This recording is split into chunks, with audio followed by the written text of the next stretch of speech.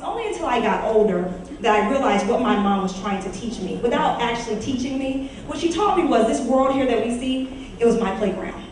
And she taught me how to not think just South Central LA, not even think America, but know that everything was just a flight away.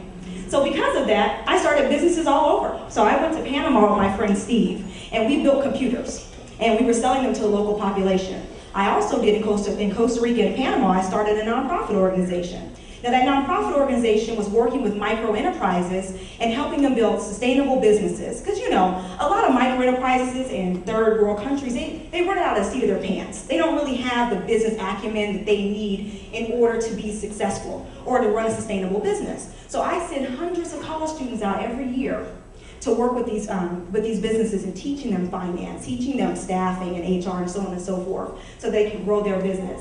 The one thing that happened that I think is most exciting is that, if you notice here, historically in the United States of America, it's a high barrier to entry doing business. I don't know if we have a lot of entrepreneurs in here, but it's just a high barrier to entry. You know, it costs a lot of money, there's a ton of competition, most of everything has been done before. The beauty about what happened during this recession is that today, there are new opportunities. So this quote here by this guy, Warren Buffett, I'm sure everyone has heard of him. It's a funny looking picture of this man. I'm sorry that I didn't get a better picture of him, but he says, I say that you should get greedy when others are fearful, and fearful when others are greedy. Now this is one of my favorite quotes because I built my business based on this. All right, so what don't seasoned investors want you to know? The first thing, that there's a thriving real estate market that generates millions of dollars right now during this economy. So I know on the news you see real estate boom. You know, it's not a boom actually, it's a pop, right? There's problems right now. The real estate market is crap, but guess what? There are people making millions of dollars right now in real estate because of the current economic challenges. And now the average person can actually get into this market right now. So let's talk about some millionaires made during the recessions. Ross Perot. Now, most people when they see Ross Perot, they think he made a lot of money behind an office. But really, he made money in real estate during the 80s, during a recession. We have our famous, you're fired, right? Mr. Donald Trump, real estate tycoon. And also we have yours truly.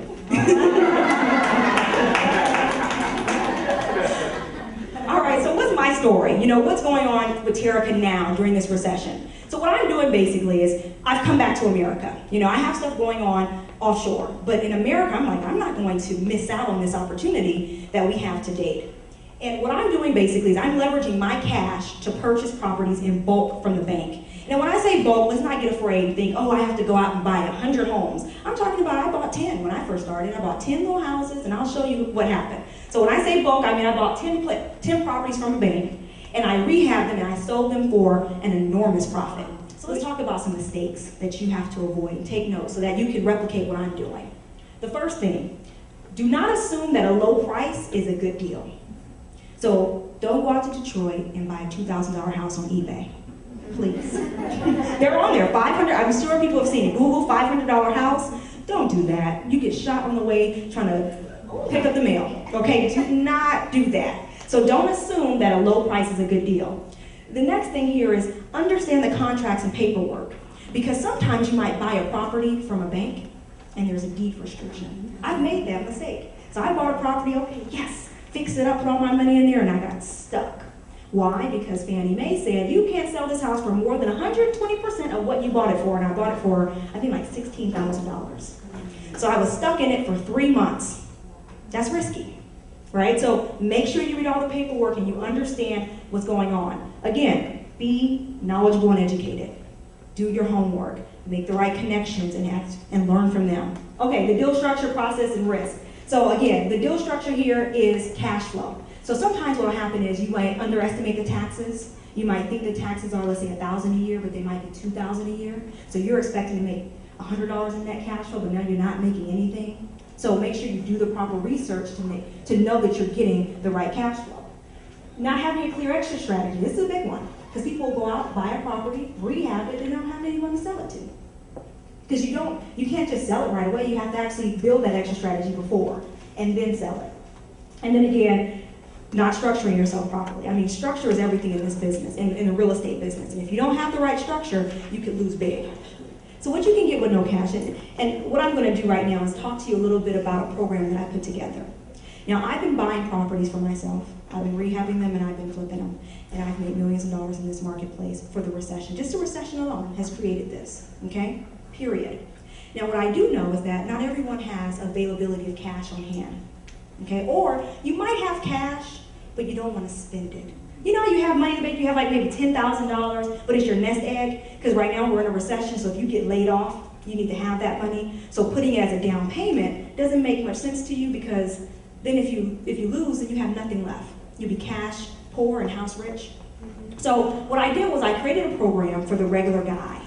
The regular guy who has money in the bank, they have good credit, you know, they have an interest in participating in this historical real estate market, yet they don't have the time and they don't want to spend their money.